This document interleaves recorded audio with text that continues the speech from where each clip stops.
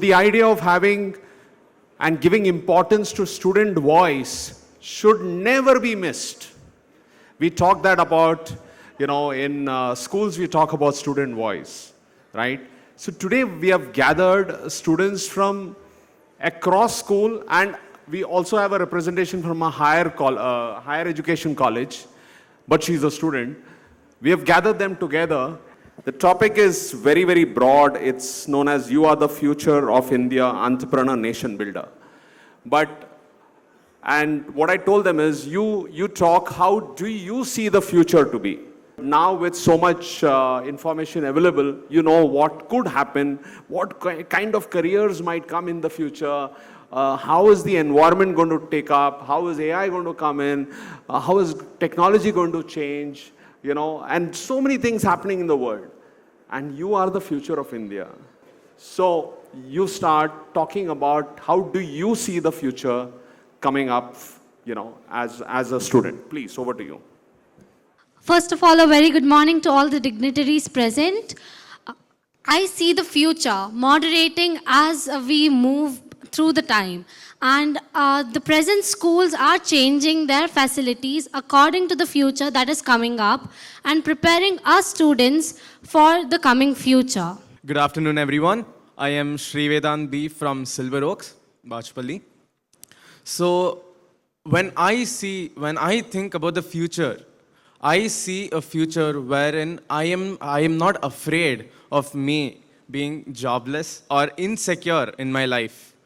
I see the future wherein we strive to be creative and we strive to build better and develop much more. Right now, the education system where we are in, it is into rote learning. We are getting exposed into creative learning and experiencing the practical world, because that's how the future is going to be. It's not going to be based off of the rote learning. It will all be completely different. The problems we will face is completely different, and rote learning will not solve the problem.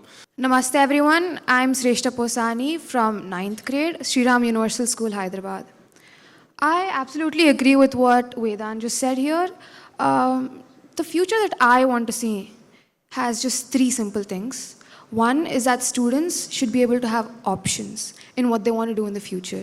And the second point is the parents should be accepting of the options that the students take. And the third point is that there should be opportunities, many opportunities created by organizations, institutions, teachers, and educators. A very good afternoon to everyone. I am Aman Khan from the Hyderabad Public School, Begumpet.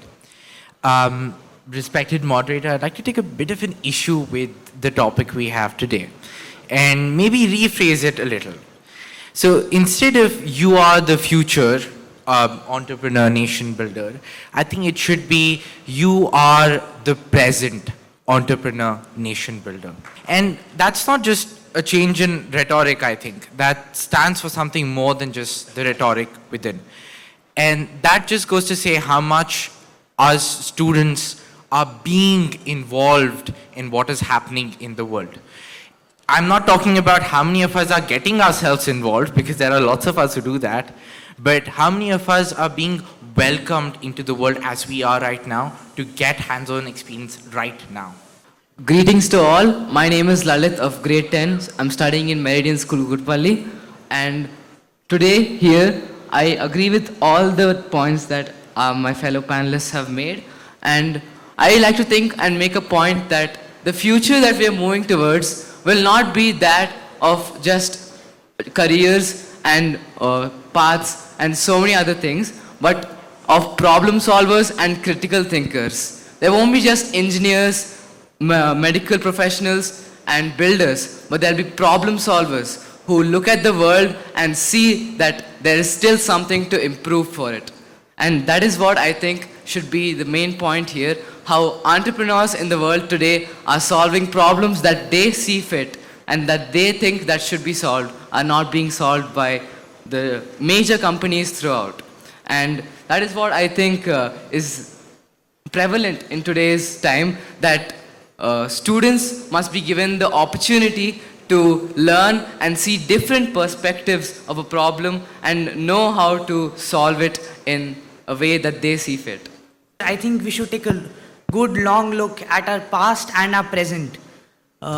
Before independence, our nation builders were our freedom fighters. And up until now, there have been mostly doctors and engineers who've kind of pulled up our economy. But how will it be over the next 25 years? Let us think about that. It will be our entrepreneurs. So today we have a variety of startups, and we should learn and see what they are doing right, because some of them are really successful. They're unicorns, valued at over $1 billion. Just imagine thousands of them pulling up our economy by 2047 when we celebrate 100 years of our independence. I think that's a future I would like to see. I completely agree with what my fellow panelists have said. I too would like to see a future where we have a lot more options.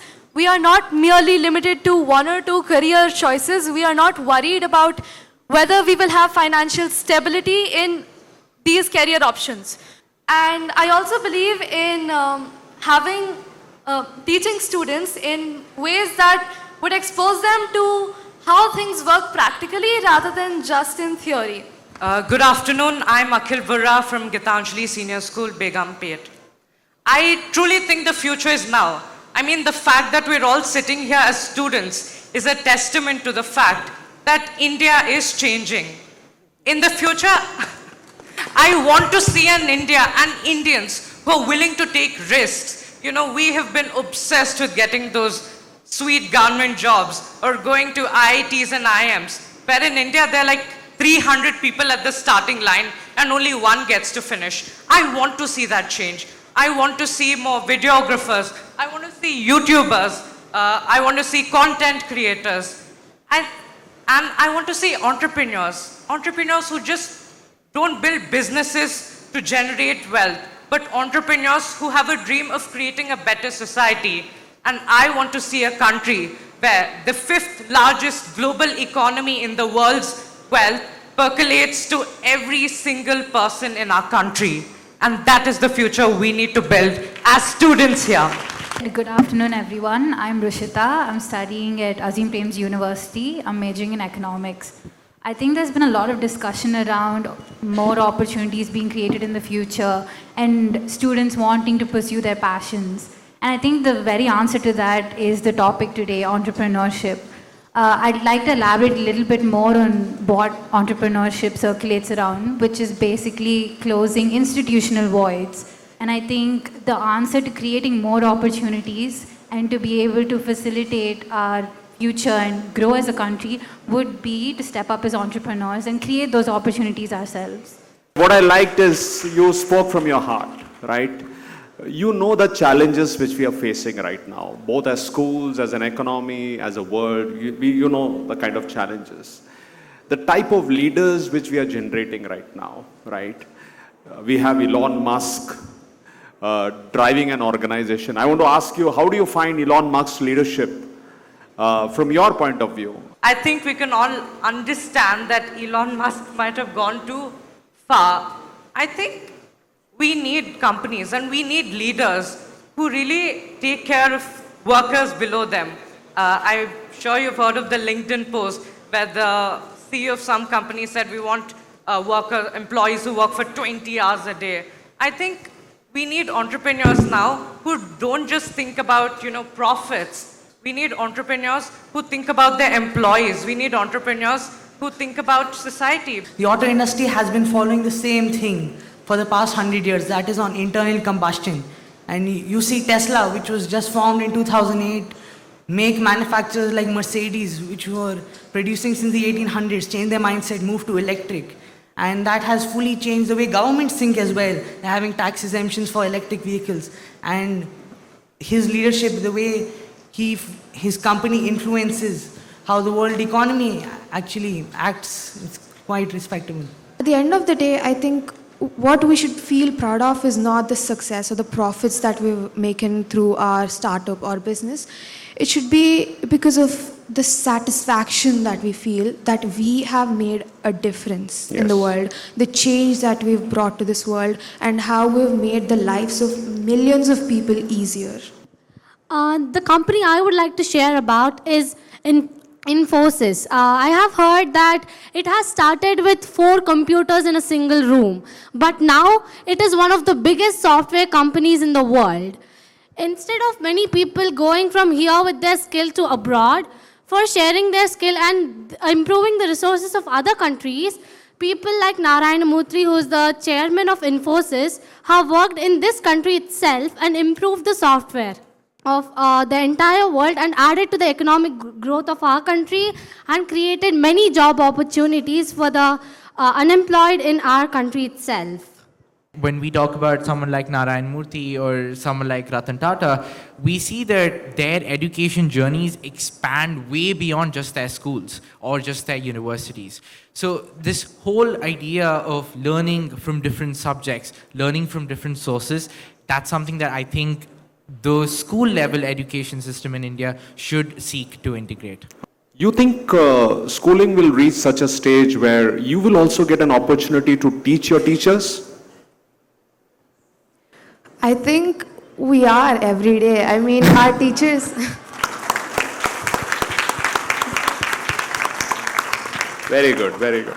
Our teachers do keep mentioning that as much as you learn from us, we learn from you every single day. Very nice, very good. Very good. So, we have heard the student voice. Now, it is in our schools, we tell that children should talk, ask questions. So now it's our chance, right, to ask them. So my question to you is very simple. You know, like the world is changing very, very fast. We have Chat GPT coming up and Bitcoins. We're talking about all those things. Do you find that the teachers are going to cope up with what kind of changes coming up, because the teachers are already have a lot of learning done? Teachers have shown to be incredibly flexible. I mean, look at the online classes. I don't think most teachers operated Zoom or Google Meet before the pandemic struck us, and they adapted. And, you know, I was in grade 10 when it happened, and we all did very well in our board exams. So I think our teachers have shown incredible resilience already. And I'm sure in the future, they'll continue to grow and learn with us. Do we need examinations? I think we really do need examinations, because I've personally enjoyed some of the exams I've written. Writing exams will become an altogether different experience for us.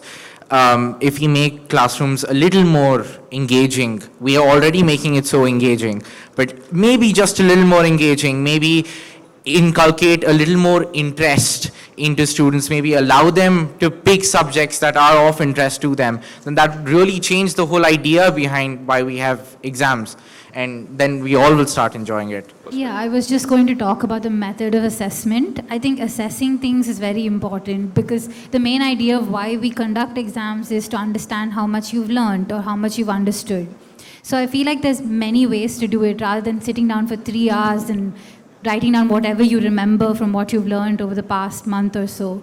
I feel like it's more about what you've understood and how you can reproduce that in the real world. Thank you so much. I don't need to summarize, because everyone totally understands the strength of student voice and the way you have expressed. You have scored excellent, even without telling you anything. And you saw how the flow happened, right? Rather than you reading or you talking or remembering something. So fantastic, and thank you so much. Thank you.